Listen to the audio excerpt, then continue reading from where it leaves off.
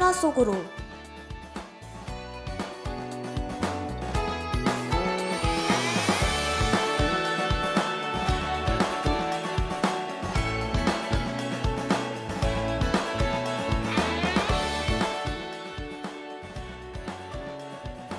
어렸을 때 많이 읽었었던 신화 이야기, 다양한 신들의 삶을 보여주던 그 이야기를 여러분은 기억하시나요? 책 또는 만화로 접했던 몇몇 신화들이 어렴풋하게 생각나실 텐데요. 그때 그 시절 추억의 신화 이야기를 풀어내는 시간, 신화 속으로. 오늘의 주제는 결혼과 질투의 여신 헤라입니다.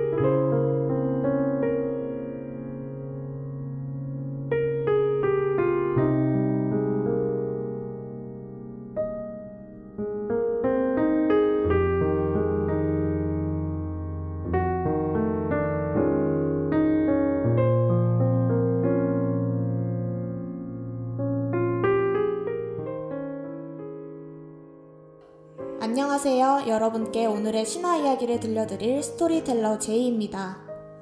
오늘의 두 신화에는 여신 중의 여신 헤라가 등장하는데요. 헤라는 제우스의 부인으로 또 질투의 여신으로 잘 알려져 있죠. 여러분은 헤라라는 이름을 들으면 어떤 이미지가 가장 먼저 떠오르시나요? 저는 헤라 하면 제우스의 바람에 응징을 가하는 모습이 가장 먼저 생각나는 것 같은데요. 그래서 오늘의 신화는 모두 이와 관련한 이야기입니다. 첫 번째 신화에는 제우스가 헤라와 결혼한 뒤 처음으로 바람을 피운 상대인 티탄 신족의 여신 레토가 나오는데요. 레토가 제우스의 아이를 가진 걸 알게 된 헤라는 바람을 피운 것도 모자라 그 아이들이 자신의 자식들보다 더 위대해질 것이라는 예언을 듣게 되죠. 헤라의 질투심이 불타올랐고 그녀는 레토에게 이 세상에 해가 비치는 곳에서는 절대로 아이를 낳을 수 없으리라고 저주를 내립니다.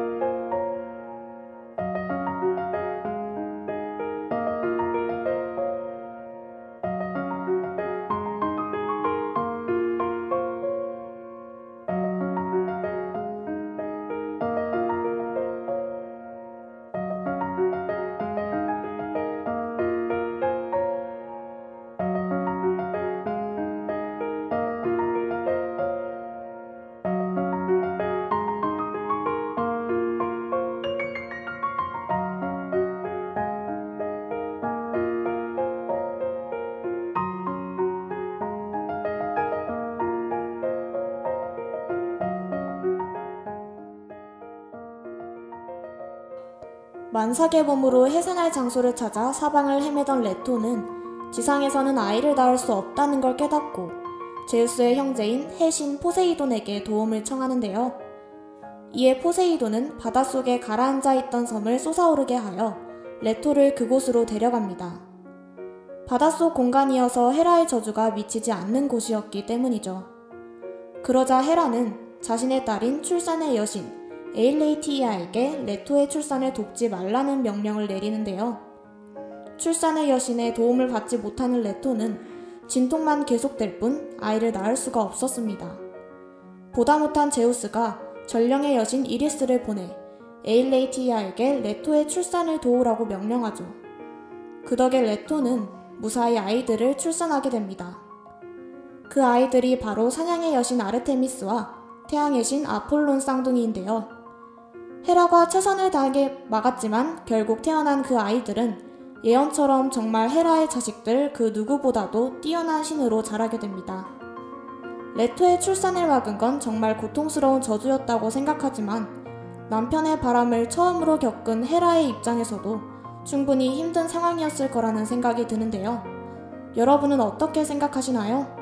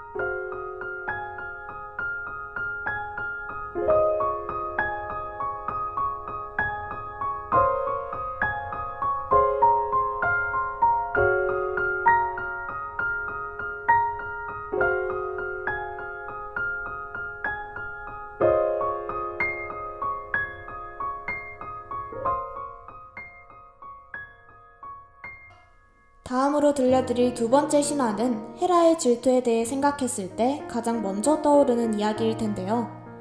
제우스는 강의 신 이나코스의 아름다운 딸 이오에게 반해 검은 구름으로 변신하여 그녀에게 접근하는데요. 이오가 강에서 시간을 보내는 틈을 타서 제우스는 아내 헤라의 눈을 피하기 위해 온통 먹구름으로 주위를 덮고 이오와 사랑을 나눕니다.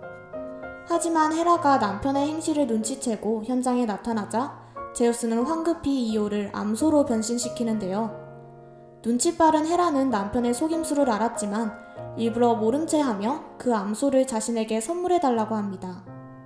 제우스는 아내의 의심을 사지 않기 위해 하는 수 없이 이오가 변신한 암소를 헤라에게 주는데요. 그리고 헤라는 눈이 100개나 달린 거인 아르고스를 시켜 그 암소를 지키게 하죠.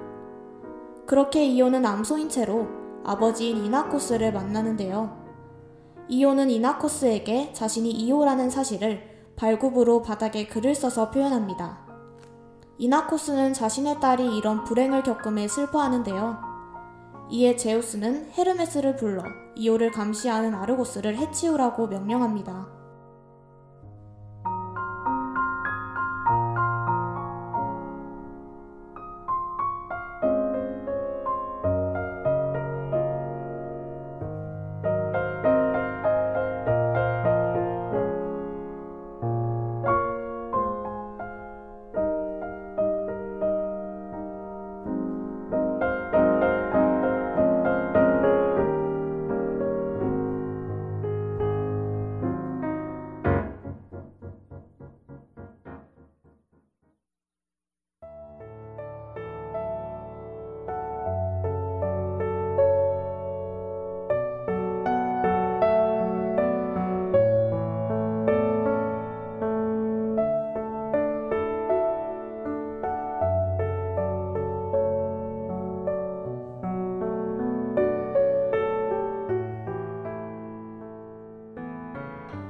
헤르메스는 피리를 불어 아르고스를 깊은 잠에 빠지게 하고는 아르고스의 목을 베었고 이오에게 자유를 주는데요.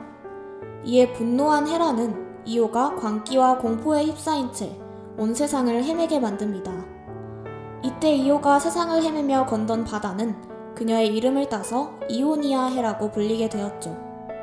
제우스는 이오에 대한 벌을 거두어 달라고 간청하고 다시는 이오와 불미스러운 관계를 맺지 않겠다고 맹세하며 헤라의 분노를 가라앉히는데요. 마침내 이오는 예전의 모습을 되찾고 제우스의 아들 에파포스를 낳을 수 있었습니다. 한편 헤라는 자신에게 봉사한 아르고스를 영원히 잊지 않기 위해 아르고스의 눈들을 자신의 성조인 공작의 깃털에 옮겼고 이때 현재 우리에게 익숙한 공작의 모습이 탄생하죠. 사실 제우스의 수많은 바람 탓에 헤라는 드세고 질투심 많은 여성으로 인식되지만 한결같이 정절을 지켰던 그녀는 결혼 생활의 수호신이기도 했습니다.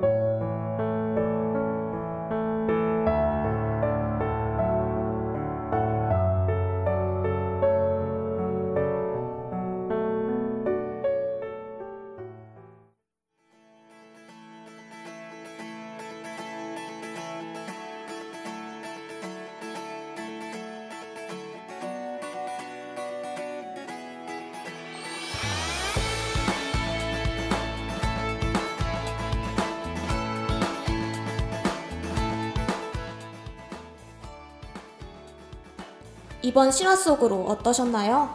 오늘 두 신화는 모두 헤라 여신의 이야기였는데요. 그녀의 신화는 모두 제우스의 바람과 그에 대한 응징의 내용이 주를 이루고 더 주목받았다는 사실이 매우 안타까웠던 것 같습니다. 그럼 다음 이 시간 신화 속으로에서 더 재미있는 신화를 들려드리도록 할게요. 안녕!